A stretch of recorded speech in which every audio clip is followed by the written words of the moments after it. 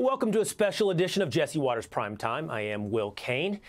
When we used to think of Seattle, we always thought of rainy weather, maybe Frasier. Has the world completely lost the concept of common courtesy? Am I the only one who is resisting this tide? People of Seattle, listen to me! We are not barbarians! We are not Neanderthals! And we are not French! Do you hear that, you up there? Oh, but Frasier, wait till you see Seattle today. But then Seattle, to be fair, after Frasier, paved the way for grunge, and the city did get a little bit more exciting.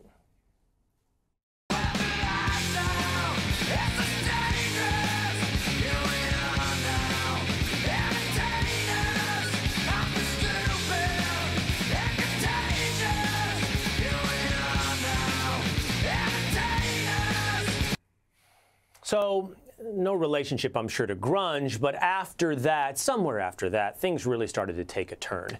And the city of Frasier's paradise turned to the barbarians and became a paradise for addicts.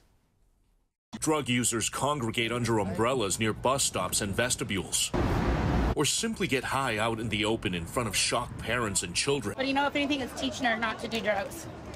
I never will. Good for you. Look at this man overdosing near the Raw store. Was he doing blues? I don't know what is it. Police rushed in to save his life with several hits of Narcan as people watched in horror. Insane. The city has decayed into an American crisis. You walk on the streets of Seattle and you see little tent cities, dirty needles, and people being left for dead in the street. And just last year, almost 600 people overdosed in the Emerald City. It's getting so bad that Seattle's doctors are running out of places to store the bodies. The medical examiner's office is now struggling with the issue of storing bodies because the fentanyl-related death toll continues to climb. Obviously, they have finite space in the coolers they use, and that space is now being exceeded on a regular basis. Now, Seattle's a one-party town, so no need to worry. Democrats have a plan to save Seattle. And I know what you're thinking. No. They're not going to hand out meth pipes or needles to the drug addicts again. They already tried that.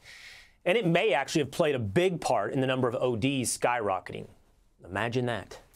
No, they have a better idea this time. And for that, we turn to the Seattle mayor. We will do what makes sense to get people into treatment. Part of the program are low-dollar gift cards, as an example. But that is part of a philosophy to do the outreach and to develop the relationships such that people realize if they don't change their way, they will die. So the city of Seattle is planning on solving its homelessness and drug addiction crisis with gift cards. They're going to walk around these tent cities like Oprah saying, you get a card, you get a card, you get a card. In other words, of course, they're going to throw money at the problem. It's what they always do. And if gift cards aren't your thing, well, you can move to Los Angeles, where I hear they're giving out hotel rooms. Watch. Leaning into the new direction we've charted for LA, my budget also includes an unprecedented $1.3 billion investment to accelerate our momentum on homelessness.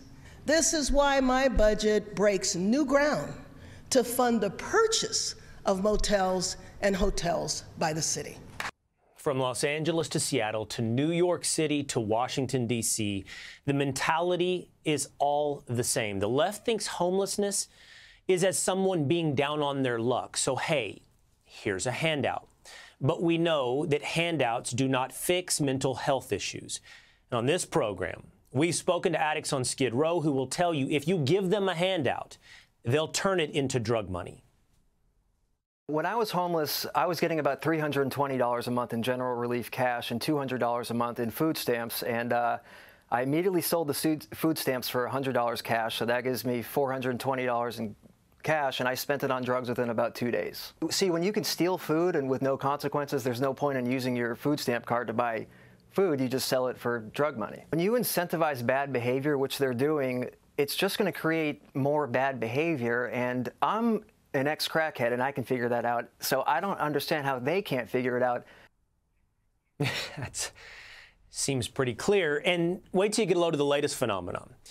Now, people have been turning pallets of water into drug money.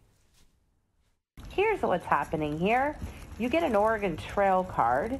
You go in and you buy bottled water. You go out to the parking lot and you dump it on the ground. Then you take your empty bottles, you take them into the store immediately to redeem for 10 cents a piece. Then you buy drugs.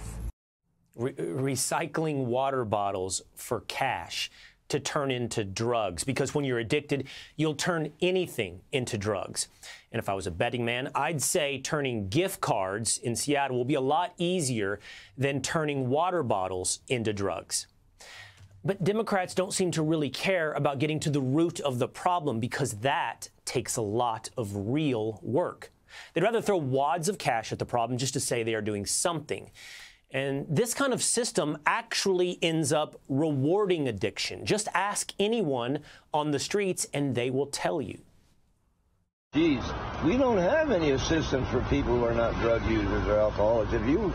If you come in here and splash some alcohol on you and put some on your breath, if you do that, then come back and tell us you're alcoholics, we'll put you in our program. You'll have a place to live. That's what gets me, is they reward the people with the worst behavior, with the best housing and the best of everything.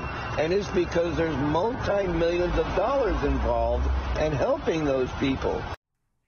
And then it becomes a never-ending loop of the same exact thing. You get hooked on drugs, and Democrats throw money at you. You get even more hooked on drugs, but this time maybe you're doing fentanyl instead of crack because it's cheaper, and then Democrats send you more money, and it just keeps going, and the problem never ends. Either this is by design, or we're not being governed by the best and the brightest, and maybe, just maybe, it's a little bit of both. Hey, Sean Hannity here. Hey, click here to subscribe to Fox News YouTube page and catch our hottest interviews and most compelling analysis. You will not get it anywhere else.